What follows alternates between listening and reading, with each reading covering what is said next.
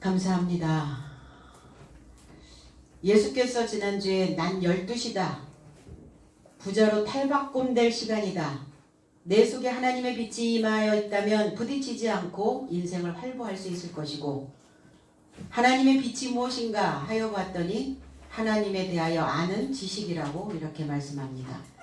오늘은 부활절이고 나사로의 일이 무엇인가? 부활입니다. 부활을 하기 위해서는 반드시 죽음이 전제되어져야 되는 것이죠.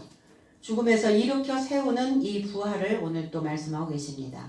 저와 여러분들의 이 삶이 오늘 이 무지에서 병약한 삶에서 나약함에서 일으킴을 받는 귀한 부활절의 소망이 되어지기를 원합니다.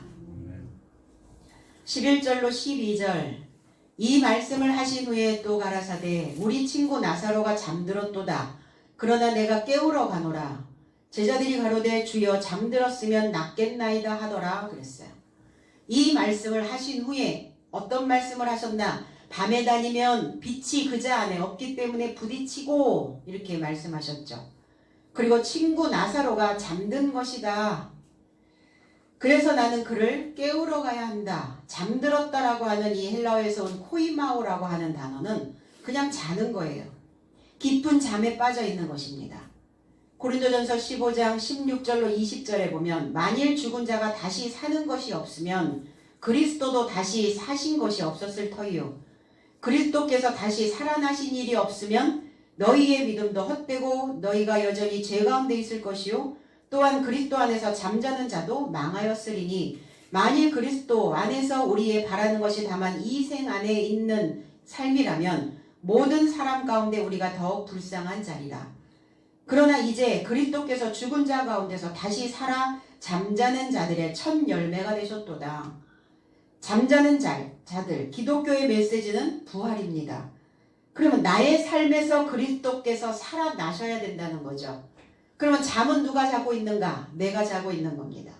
내가 무슨 잠을 자고 있단 말인가? 그리스도 예수를 어떻게 살게 하실까? 어떻게 살게 하시는가?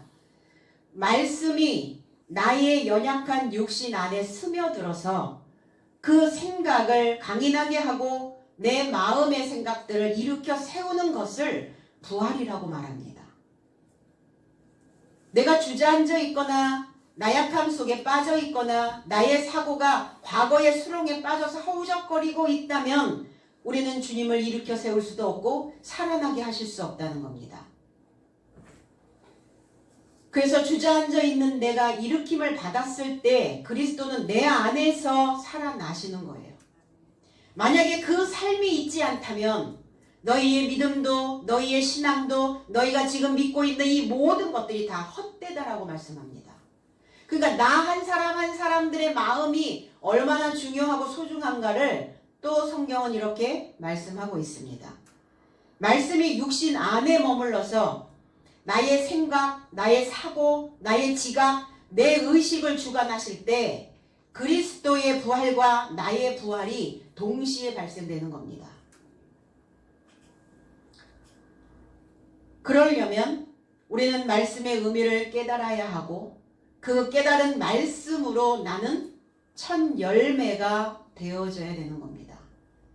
그 첫 열매로 수확되어지는 그리스도 예수와 함께 우리는 일으킴을 받는 겁니다. 부활이라고 하는 이 단어는 두 단어가 있어요. 성경에서. 에게이로라고 하는 단어와 아나스타시스라고 하는 단어가 있어요. 근데 부활이라고 하는 이 단어는 아나시스타스라는 단어를 많이 씁니다. 아나라는 단어는 위에, 뭐뭐 위에, 그리고 반복되어지다 라는 단어와 아나스테미라고 하는 일어나다, 세우다, 일으켜 세우다, 들어 올리다 라는 의미를 가지고 있어요. 그럼 부활이 뭐냐? 들어 올리는 겁니다. 부활이 무엇이냐? 일으켜 세우는 겁니다. 부활이 무엇이냐? 주저앉아 있었던 나의 마음이 세워지는 겁니다. 무엇으로 인하여? 말씀으로 인하여. 로마서 11장 20절에는 옳도다. 그들은 믿지 아니함으로 꺾이고 너는 믿음으로 섰느니라. 이 섰다라고 하는 이 단어가 아나스타시스예요.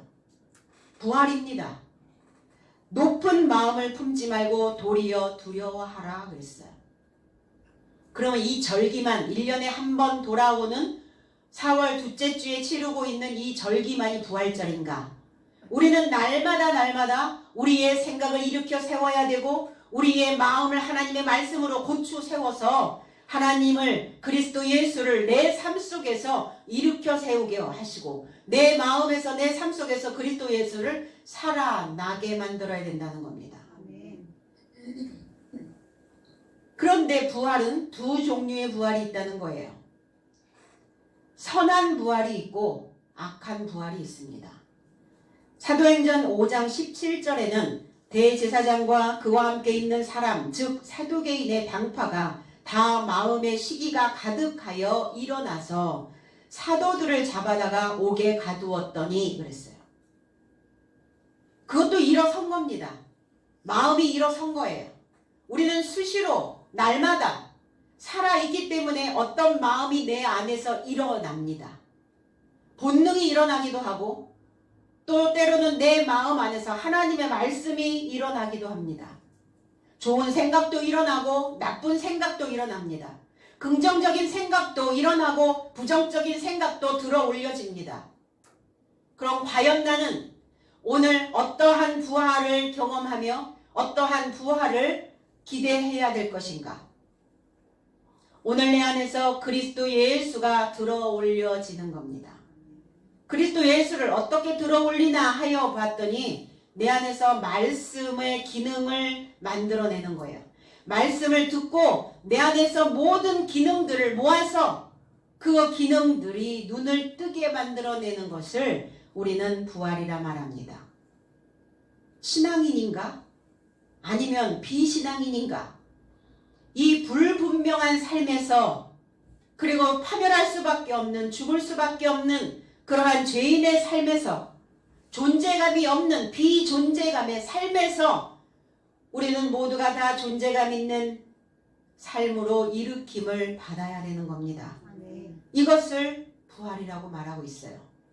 사도행전 9장 8절로 9절에는 사울이 땅에서 일어나 눈은 떴으나 아무것도 보지 못하고 사람의 손에 끌려 다메섹으로 들어가서 사흘 동안 보지 못하고 식음을 전폐하니라 그랬어요.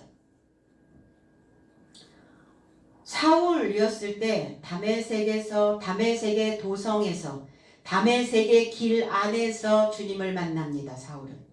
사울이라고 하는 의미는 뭐냐? 요청하다, 강구하다, 간청하다, 묻다, 질문하다. 음부라는 뜻입니다.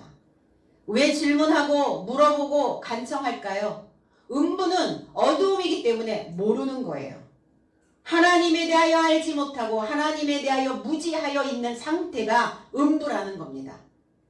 그리고 이 음부에 있는 사울이 다메섹 길 안에서 주님을 만났는데 그가 사울이 땅에서 일어나 그랬어요. 이게 일어나 라고 하는 이 단어가 부활이라는 단어, 에게이로라는 단어입니다.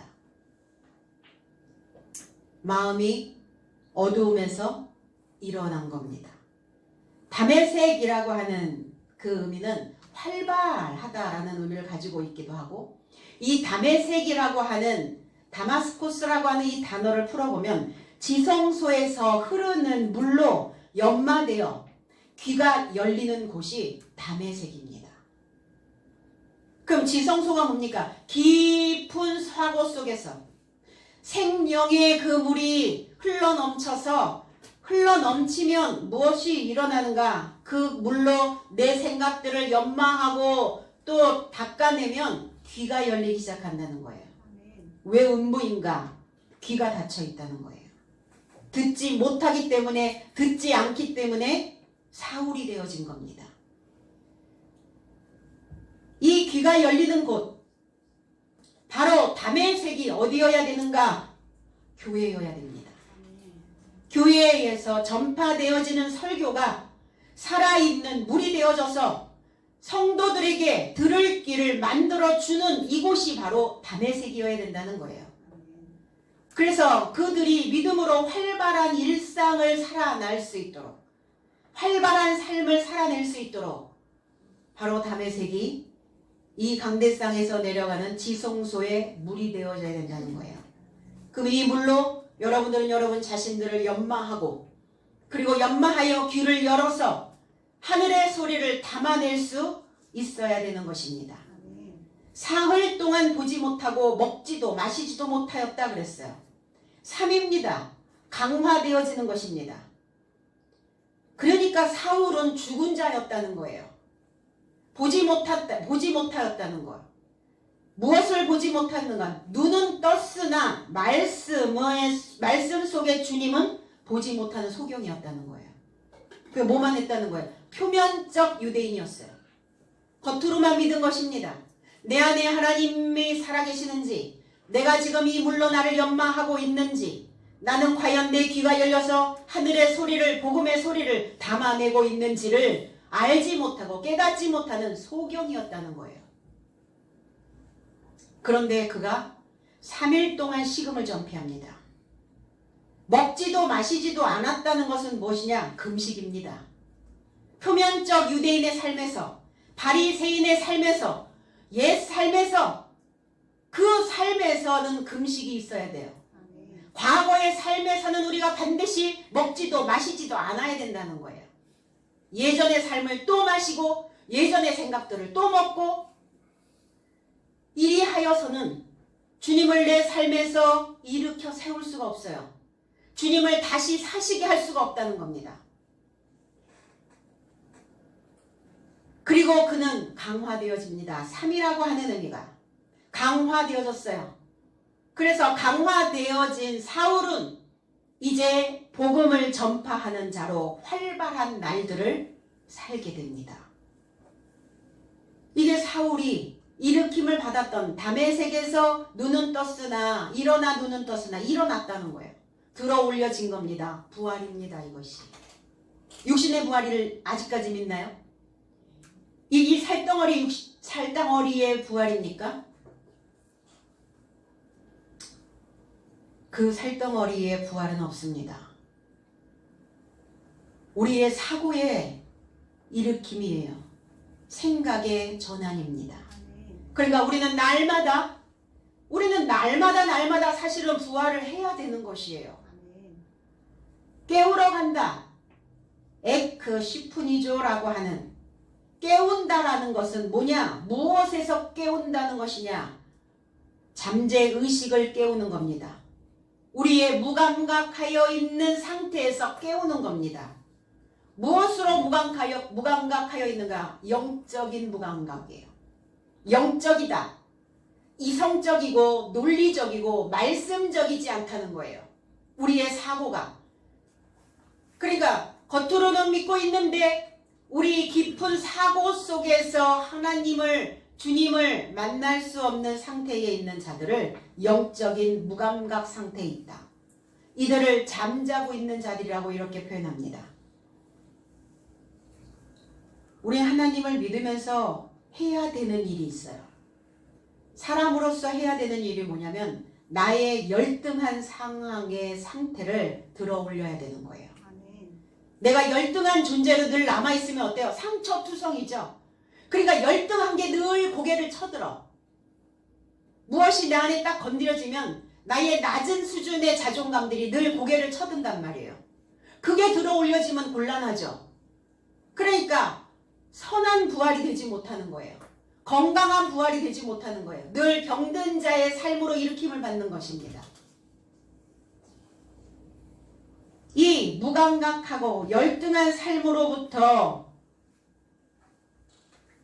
주저앉아 있는 인생을 깨우러 가시는 겁니다. 그 생각으로 잠자고 있는 거예요. 로마서 13장 11절에 또한 너희가 이 시기를 알거니와 자다가 깰 때가 영적 무감각의 상태에서 깰 때가 벌써 되었으니 이는 이제 우리의 구원이 처음 믿을 때보다 가까웠음이니라 그랬어요. 왜 영적으로 무감각해졌을까요? 현명해지지 않았기 때문이에요. 그러면 현명해지려면 어떻게 해야 되는가? 음식 대접을 받아야 해요. 그럼 우리는 어떤 음식으로 대접을 받아야 하는가? 영적인 양식으로 대접을 받으면 영적인 무감각 상태에서 현명해지고 현명해져 있는 내 삶은 그 영적인 무감각 상태에서 나 자신을 일으킬 수 있다는 겁니다. 영적인 양식이라는 게 뭐예요? 그래서 2010천이라는 동학사상이 있어요. 2010천. 2010천이라고 하는 말은 뭐냐면 하늘이 하늘을 먹는다라는 뜻이에요. 그러면 사람을 동학사상에서는 인내천 사상에서는 사람을 하늘이라고 말합니다. 그러면 이 하늘은 하늘을 먹어야 해요. 그래야 하늘로 그 사람됨으로 살 수 있다는 겁니다. 하늘이 하늘을 먹으려면 어떤 하늘을 먹어야 되는가? 3층 천. 강화되어진 하늘을 먹어야 된다는 거예요. 바울이 3층 천을 갔다 왔죠. 그러니까 하늘이 그러면 층이 있단 말인가? 1층, 2층, 3층? 그게 아니라 3이라고 하는 이 셸리시라고 하는 히브리어에서 온 단어는 강화되어지다, 세습하다 이런 의미를 가지고 있어요. 그러니까 바울도 하늘이었는데 강화되어진 하늘을 경험한 겁니다. 강화되어진 그리스도 예수, 빛으로 강화되어진 삶, 강화되어진 그리스도이신 하늘을 바울 사도는 깨달은 거예요. 결국은 깨달았다는 것은 그 지식을 먹은 자와 같다는 겁니다. 그러면 우리도 그 강화되어진 그리스도이신 그 하늘을 먹어야 해요. 그래야 현명해지고 그래야 영적인 무감각 상태에서 잠자고 있는 이 상태에서 깨어날 수 있다는 거예요. 인간은 생각하는 존재죠. 생각해야죠. 내가 지금 먹고 있는 떡이 살아있는 말씀인지 아니면 나는 늘 반복적으로 똑같은 메뉴를 지금 먹고 있는지 절기 때마다 똑같은 프로그램으로 똑같은 메뉴로 혹여 먹고 있는 것은 아닌지 스스로 귀를 열고 말씀을 찾아서 발품을 팔아야 되는 거예요. 발품을 팔아서 값진 양식을 우리는 사야 된다는 겁니다. 현명해지려면요. 잠들었으면 낫겠나이다. 이 단어가, 이 문장이 이해되세요? 잠들었다면 낫겠다라는 단어가 이해가 되냐고요. 병들었으면 낫겠나이다라는 단어는 이해가 돼요. 근데 잠들어 있으면 그가 낫겠나이다. 죽지 않고 지금 살아있는 상태, 잠자고 있는 상태이니까 나음을 받을 수 있다? 나올 수 있다? 이 낫겠나이다라고 하는 이 단어는 소조라고 하는 단어예요. 이 소조라고 하는 단어는 구원하다, 구조하다, 고치다라는 의미를 가지고 있습니다.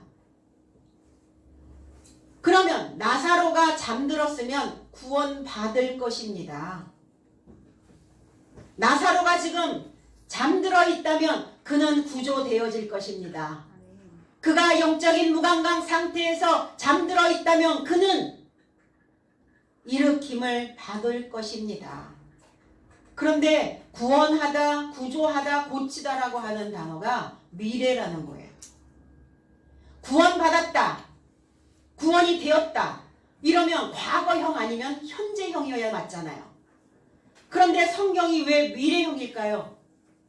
구원을 이루어가는 단계가 있다는 겁니다.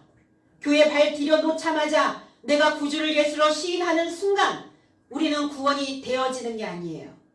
그렇다면 나사로는 구원되었어야 되지 않나요? 그리고 과거 아니면 현재형이어야 되지 않나요? 구원받았다면. 그런데 구원에 이르게 될 것입니다. 이렇게 표현하고 있습니다. 과거의 구원이 끝난 게 아니라는 거예요. 미래형으로 기록되었어요. 마가복음 13장 13절에도 또 너희가 내 이름을 인하여 모든 사람에게 미움을 받을 것이나 나중까지 견디는 자는 구원을 받게 될 것이다. 여기도 미래형입니다.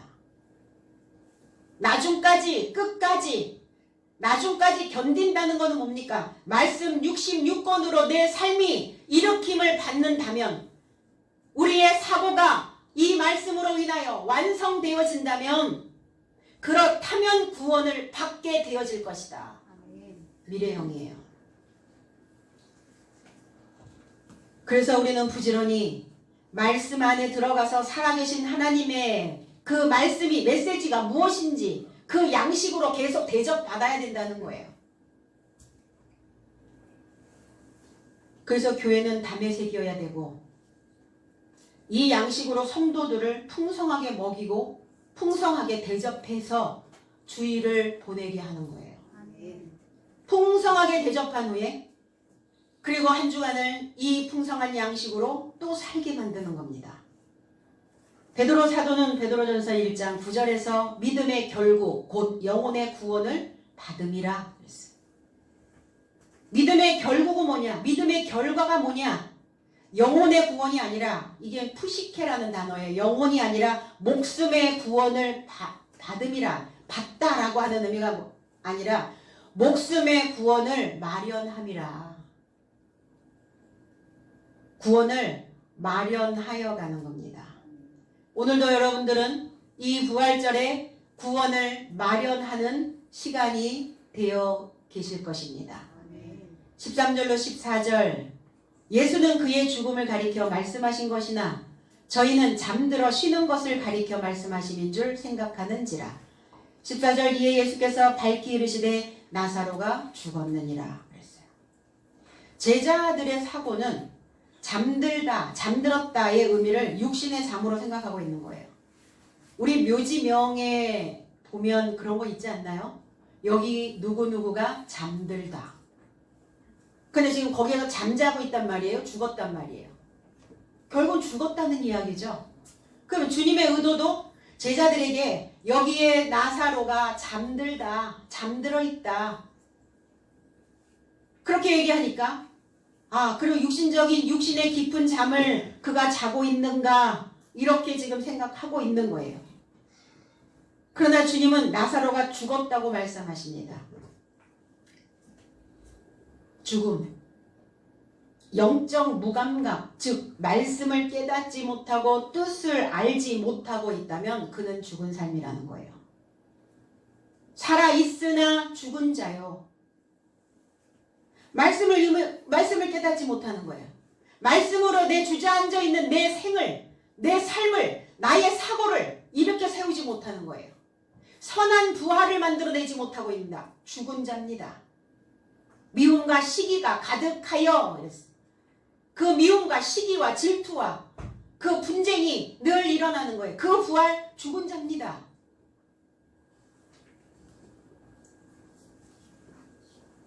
그래서 그 말씀의 뜻을 알지 못하고 있다면 죽었다, 잠들었다. 이 휘프노스라고 하는 잠이라고 하는 단어 속에 죽음이라고 하는 단어가 있어요.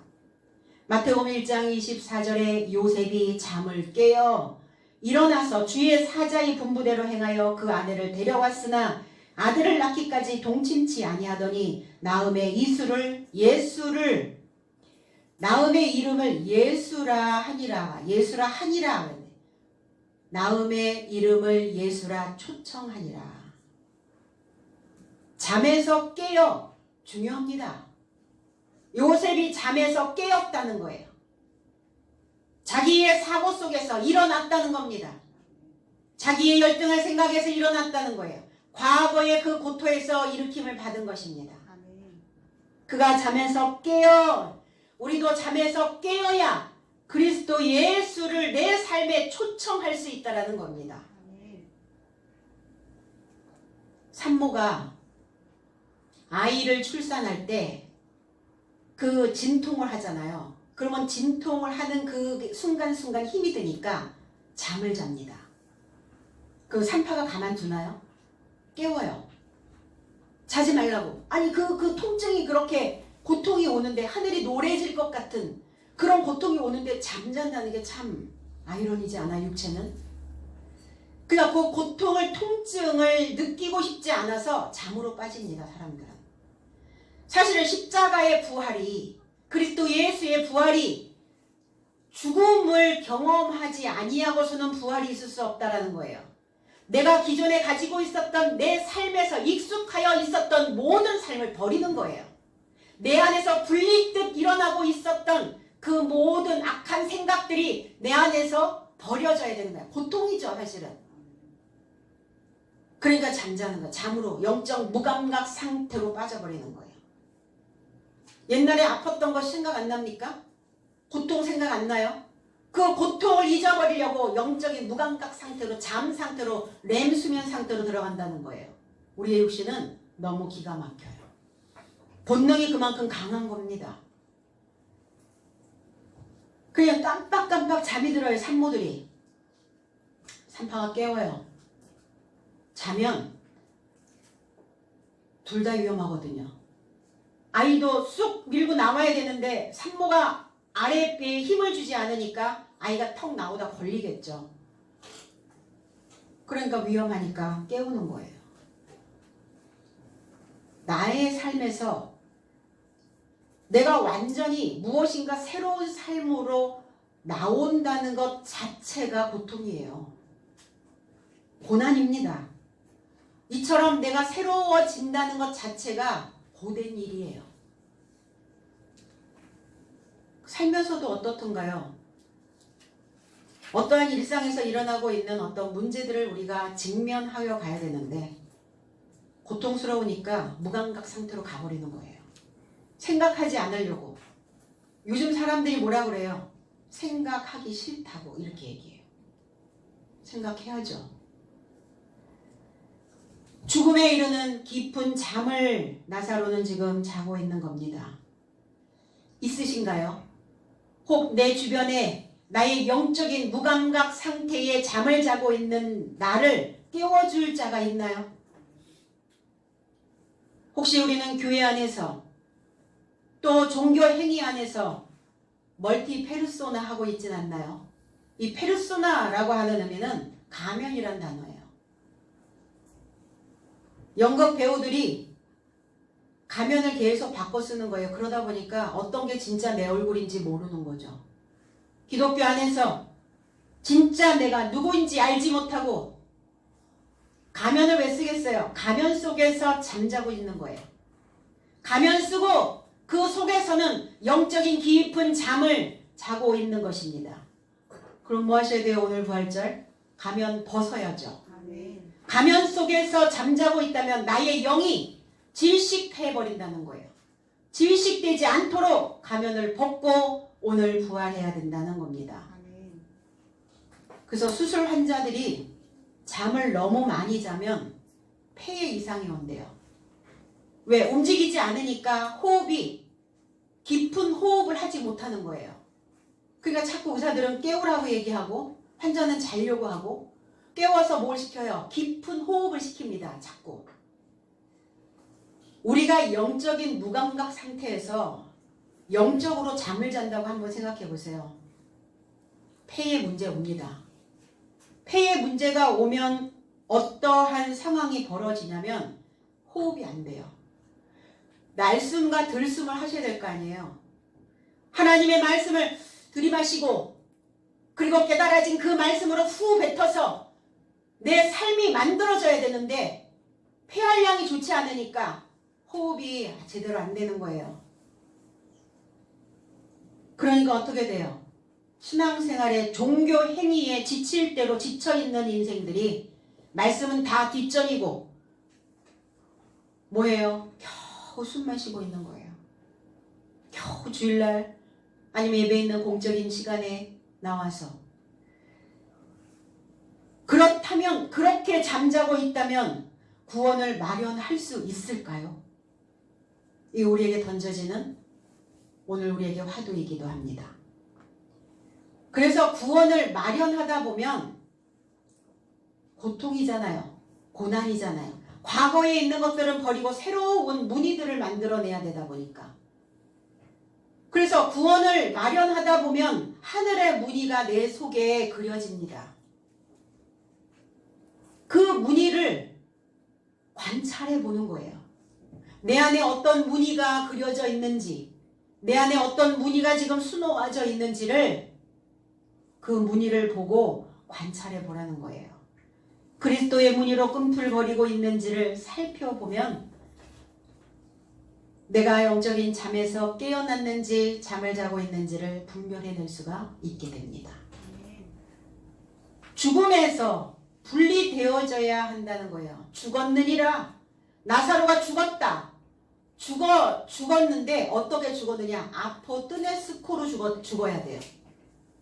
그냥 죽으면 우리는 다시 못 일어납니다. 그럼 아포라고 하는 이 단어는 분리되어지다. 뜨네스코라고 하는 단어는 죽다예요. 그러니까 반드시 죽음으로부터 분리되어져 죽어야 돼요. 죽음으로부터 분리되어진 잠을 자야 됩니다. 죽음을 껴안고 자면 못 일어나요.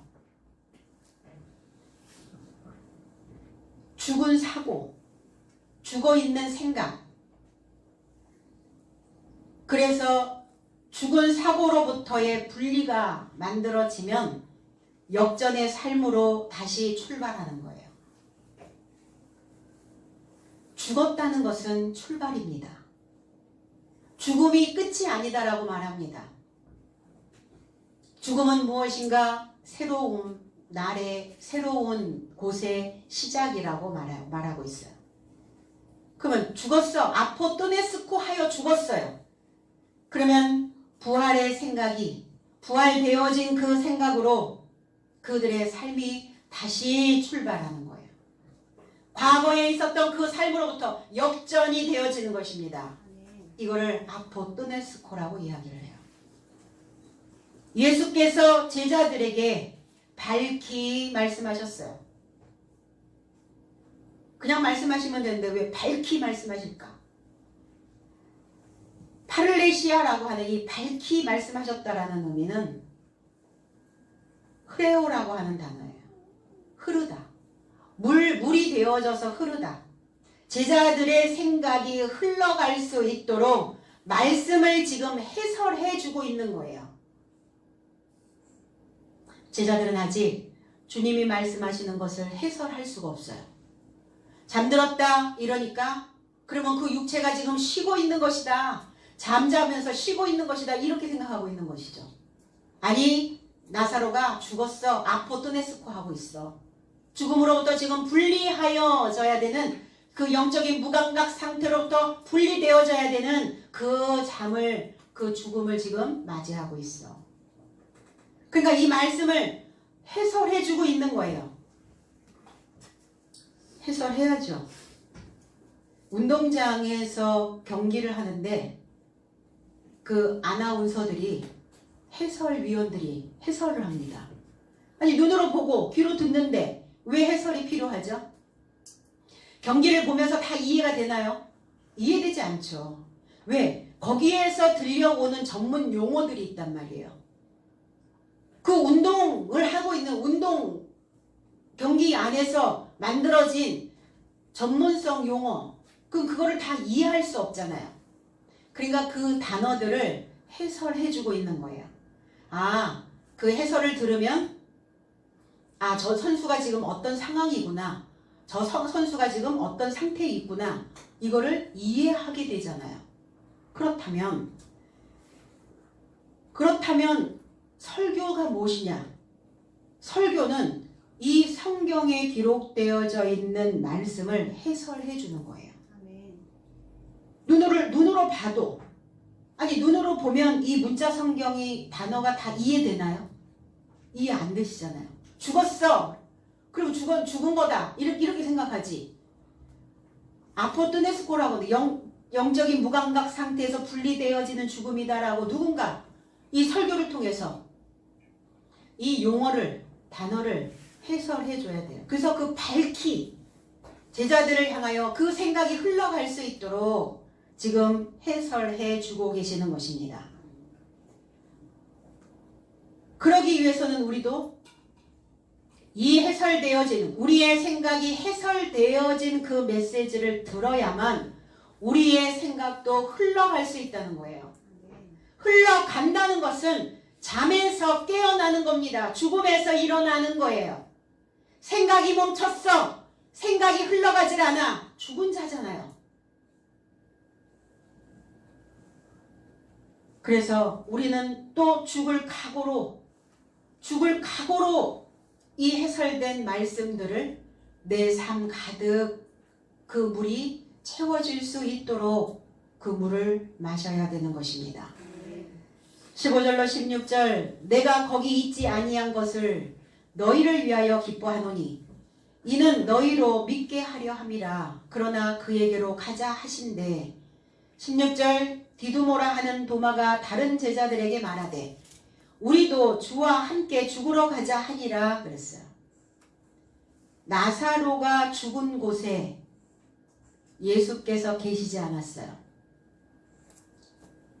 그리고 그 죽음 삶이 있는 곳에 제자들도 있지 않았습니다. 우리는 어떠한 영향을 받으면 그 받은 영향대로 또 무엇인가를 만들어내게 돼요. 베르테르의 효과라고 하는 단어가 있어요. 그가 죽었을 때 많은 사람들은 거기에 동참하여 죽음을 선택을 하게 됩니다. 그럼 오늘 나사로가 죽어있는 그 현장에 제자들이 있었다면 그렇게 생각했을 거예요. 아, 나사로도 죽었는데 나사로도 저렇게 영적인 무감각 상태에서 무엇인가 내가 가지고 있는 것들을 버리지 않아도 그냥 그 삶에서 분리되지 아니하여도 그냥 표면적으로만 믿어도 되지 않을까? 가능하지 않을까? 이렇게 생각할 수 있다라는 겁니다. 그러니까 주님은 내가 나사로가 죽는 그곳에 있지 아니한 것을 너희를 위하여 내가 기뻐한다. 무엇 때문에요? 제자들의 믿음도 아직은 확신하지 못하고 있거든요. 흔들리고 있단 말이에요. 상황에 따라서 그들의 상태가 흔들리고 있어요.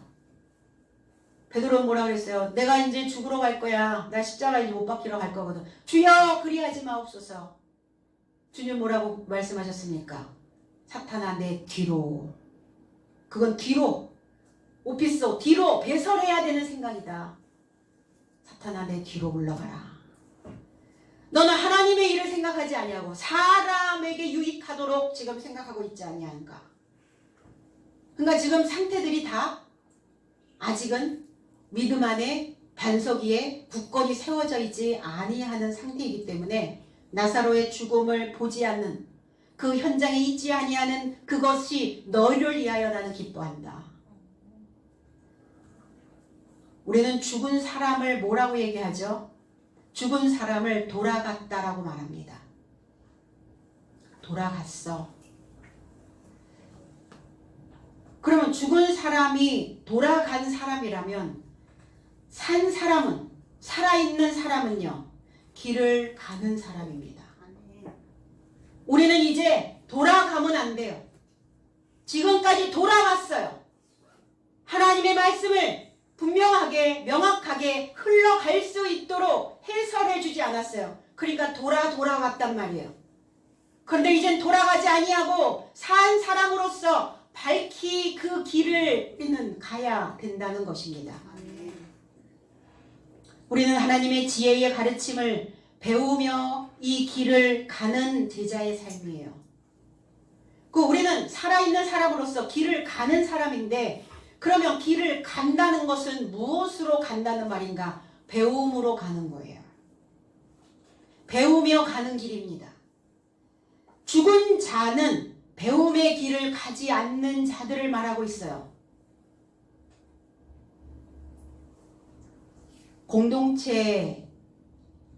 이 신앙의 공동체 안에서 한 사람의 이탈된 행동들은 전체에 미치는 영향들이 굉장히 크게 됩니다. 그러니까 어때요? 유사한 수준에 있는 자들은 그 행동을 보고 따라하게 되어져요. 우리는 살아있는 사람으로서 왜 배움의 길을 가야 된다라고 말하는가? 호흡입니다. 산 사람은 어떻게 호흡하는가? 배움으로 들이마시고 또 이것을 깨달았다면 또 내쉬어서 내 삶으로 만들어내야 되고 살았다는 것은 뭐예요? 호흡에 있다는 거, 호흡. 삶과 죽음, 사람의 목숨은 호흡 사이에 있다는 거예요. 그러니까 주님은 제자들, 배우며 지금 길을 가고 있는 살아있는 자들의 호흡이 멈추지 않게 됨을 믿게 하려고 하셨다는 거예요. 너희들 지금 숨 쉬고 있냐? 너 살아있냐? 사는 사람이 지금 이 배움의 길을 가고 있는 것이냐? 네, 제가 호흡하고 있습니다. 호흡. 들숨과 날숨. 계속 배우기만 해요? 들이마시기만 합니까? 계속 들이마시면 어때요? 뱉어내셔야죠. 어떻게 뱉어내요? 뱉어낼 때 어때요? 내 뱃속에 있는 모든 기를, 내 안에 있는 모든 기능들을 다 끌어올리는 거예요. 내 삶으로 뱉어내는 거예요. 내 주변에 있는 사람들에게, 죽어있는 자들에게, 의식이 없는 자들에게, 감각이 없는 자들에게 내가 뱉어내는 그 날숨으로 인하여 그들을 다시 일으켜 세우는 겁니다. 그들을 건드려 주는 거예요.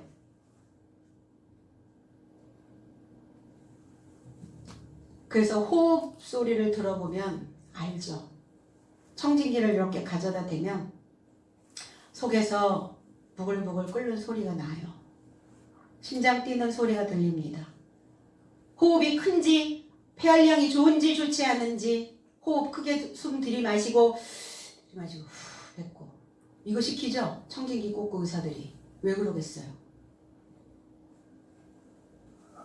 얼마큼 살 수 있는지 보는 거예요. 호흡이에요. 호흡량입니다.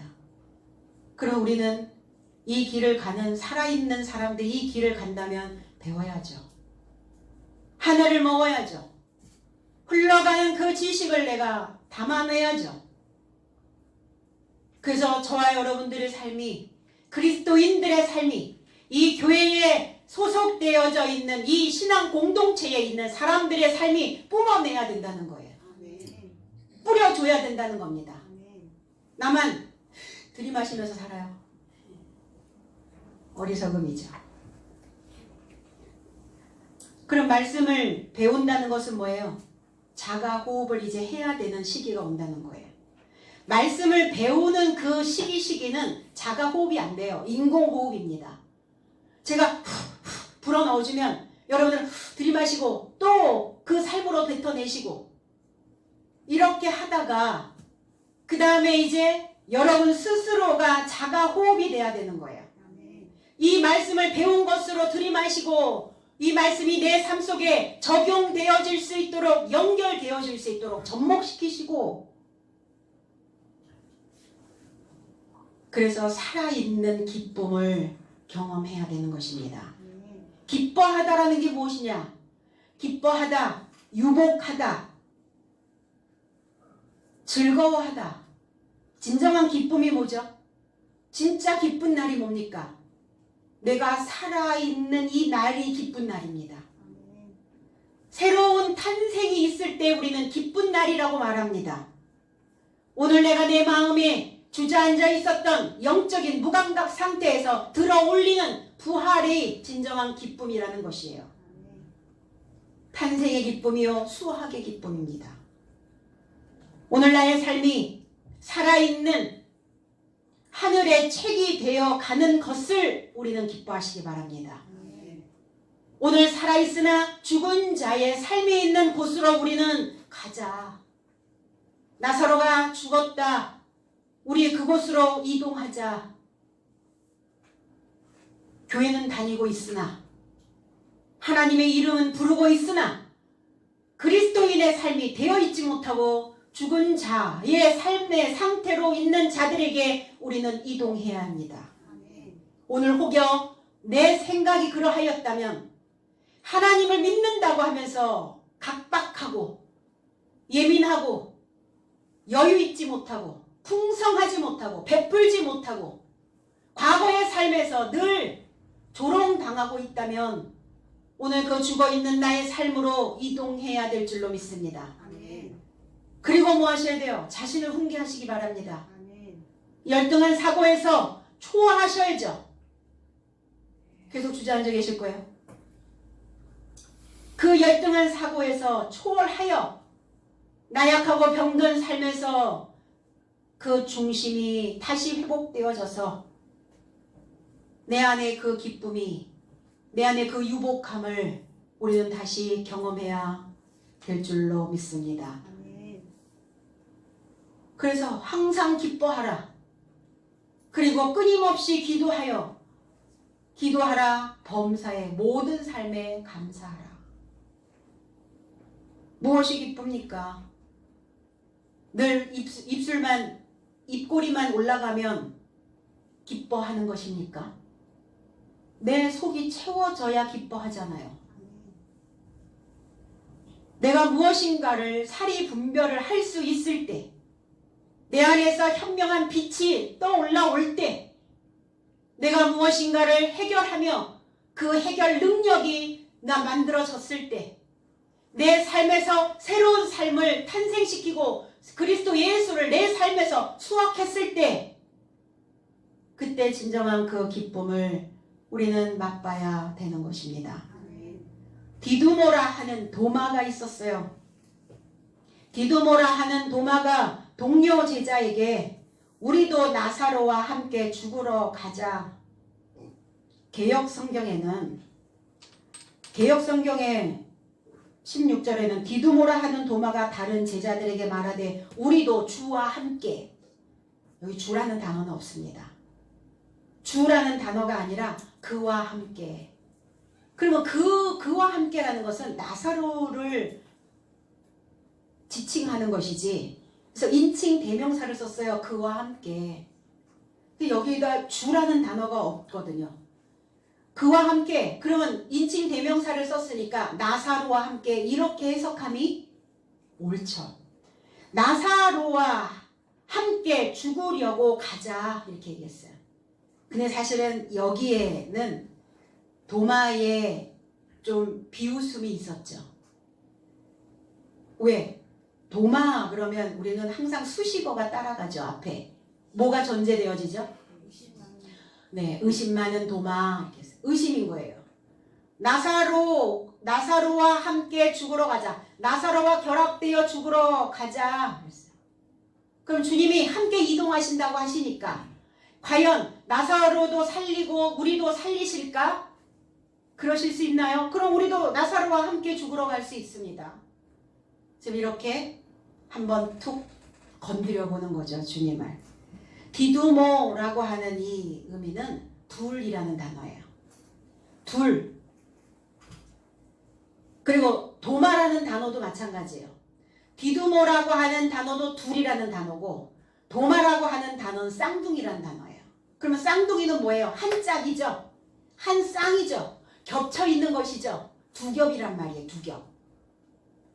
이 히브리어에서 온 타옴이라고 하는 이 단어는 쌍둥이, 이중으로 하다, 짝을 이루다, 두 겹 이런 의미를 가지고 있어요. 의심 많은 도마. 항상 생각이 오락가락, 왔다 갔다. 어느 날은 맑았다가 어느 날은 흐렸다가. 그러니까 종잡을 수 없는 거예요. 내 마음의 상태가. 디두모라고 하는 도마. 두 겹이에요. 두 겹이면 어떻죠? 겉돈단 말이에요. 그러니까 뭐 하셔야 돼요? 한 겹은 벗겨내셔야죠. 언제 벗겨내실래요? 십자가에서 죽고 부활이 뭐예요? 한 겹으로 부활하는 거예요. 두 겹이 아닙니다. 우리는 계속 두 겹을 가지고 왔어요. 왜? 엄마의 양쪽에 있는 젖을 빨았죠. 이 두 겹이란 말이에요. 둘이란 말이에요, 이게. 그래서 사람들 속에는 항상 이중성이 있어요. 이중인격자. 잘못된 건 아니에요. 항상 이중성을 가지고 있습니다. 창세기 25장 24절에도 그 해산 기한이 차서 그랬어요. 해산 기한이 참에 태의 쌍둥이가 있었는데 태의 쌍둥이가 있었는데 에서와 야곱이죠. 에서와 야곱, 이스마엘과 이스라엘, 가인과 아벨, 그들은 쌍둥이는 아니었지만 어쨌든 에서와 야곱이라고 하는 두 쌍태가 항상 두 겹이, 이중이, 두 줄이 항상 있는 거예요. 이중성이. 그럼 에서 따로 야곱 따로입니까? 내 속에 야곱도 있고 내 안에 에서도 있다는 거예요. 에서는 거칠다라는 의미를 가지고 있어요. 우리 어떨 때 거칠어지죠? 내 본성이 확 올라왔을 때 확 거칠어지죠. 내 본능이 막 나갈 때, 내 감정이 다스려지지 않았을 때, 짐승 같은 속성들이거든요. 이 얘기 에서예요. 그 야곱은 뭐냐? 발꿈치를 잡다 그랬어요. 발꿈치 어디를 잡았을까요? 뒤에 이렇게 볼록 올라와 있는 거기를 잡은 거고, 발꿈치 끝에 맨 끝부분, 맨 후미진 곳. 두 사상이 에서적인 것과 야곱의 삶. 그럼 에서적 거친 본성은 뭐 하셔야 돼요? 죽이고, 야곱의 삶으로 부활해서 뭐 하셔야 돼요? 발자국 남기셔야 된다고요. 발자국 남기셔야죠. 족적 남기셔야죠. 그런데 족적을 남기기 위해서는 맨 끝부분을 왜 잡고 나왔을까? 야곱이 끝까지 가야 된다는 거예요. 끝까지 해야 된다는 거예요. 그래서 나중까지 끝까지 견디는 자에게 구원을 주신다고 그렇게 말씀하신 거예요. 야곱에게서 그리스도 예수가 나오시잖아요. 아브라함의 하나님, 이삭의 하나님, 야곱의 하나님, 나의 하나님, 산자의 하나님. 그럼 뭐 하셔야 돼요? 에서가 부활되어지면 내 안에 거친, 그리고 에서적인 어떤 본성, 이런 것들을 밀쳐내고 들어가셔야 돼요. 그래서 발 뒤꿈치예요.